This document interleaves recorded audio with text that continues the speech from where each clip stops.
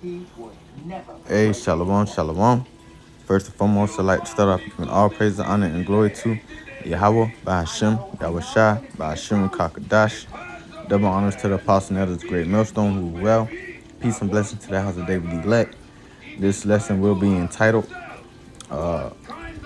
You Woman Will Soon Be Put to the Test, because according to this society, through the philosophies that it has taught to our women that they don't need a man, they're independent women.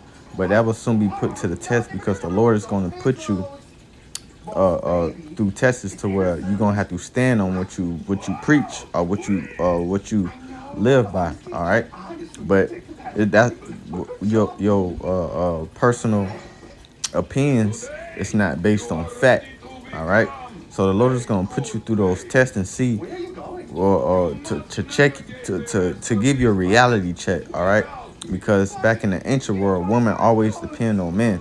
You know, that's in any functional society. Women depend on men because there's a such thing called gender roles. All right, where different genders are significant for different roles, man. All right, the man is particularly set to provide and protect, all right, for his household, and a woman is in place to nurture and serve her husband, and that's according to the scriptures, man.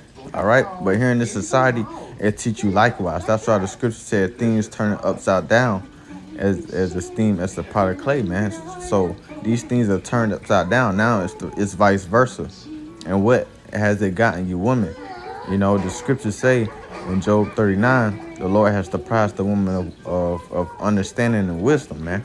All right, because they don't implement the wisdom of the scriptures that was used to sustain and you know properly sustain a society.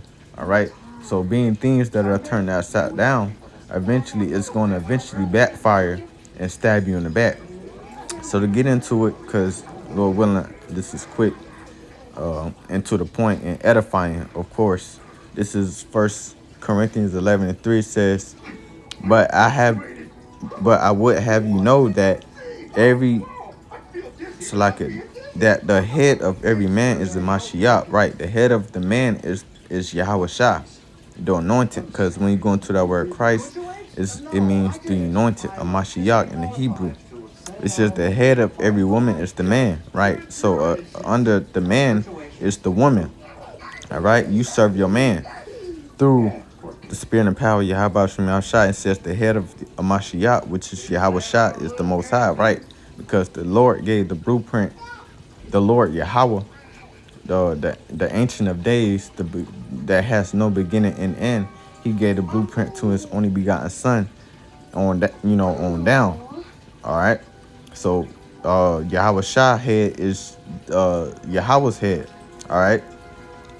So that's not being followed these days. It's turned upside down because the scriptures say a woman shall compass a man. All right. And that's what had happened. That completely destroyed the foundation of a family in this world. Chiefly you so-called Negroes, Latinos, and Native Americans, because you are truly the biblical Israelites that the Bible speaks of, man. All right, from the southern kingdom to the northern kingdom, Judah on down to Issachar. All right, so this is 1 Peter chapter 3:7. It says, "Likewise, ye husbands, the well with them according to knowledge, giving honor unto the wife as unto the weaker vessel, and as being heirs together of the grace of life, that your prayers be not hindered." Right. So the wife is the weaker vessel. So you are not independent, because you being independent, that speaks of you being independent from what? You being independent from a man. So if you don't need a man, you being the fact that you're a weaker vessel, when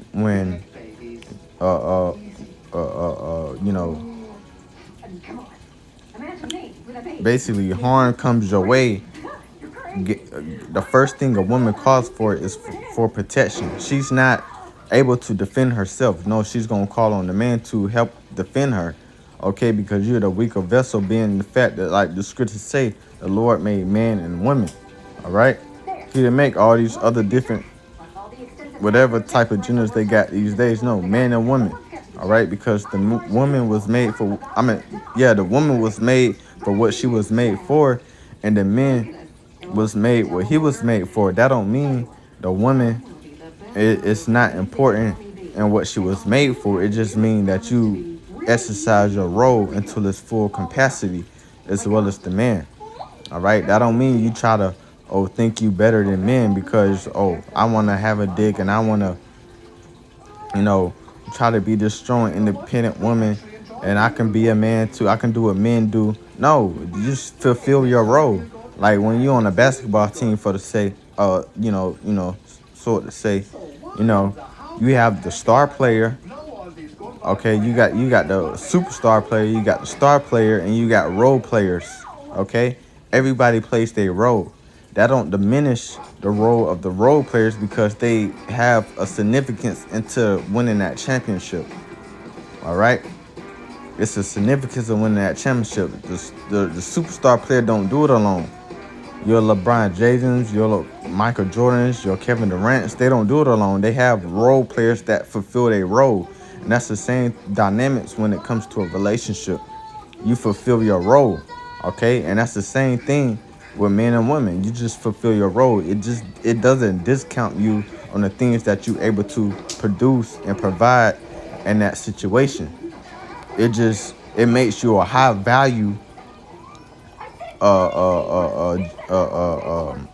man or woman to fulfill that role to its full capacity. All right, that's all I'm saying. Okay, and that's according to the scriptures, man. All right, because a humble woman and a meek woman, she's fulfilling her role to the standards of the law, statutes, commandments. She's a high value woman. She's not promiscuous. She's not all out in the streets. Okay, you a high value woman. You don't have to be the most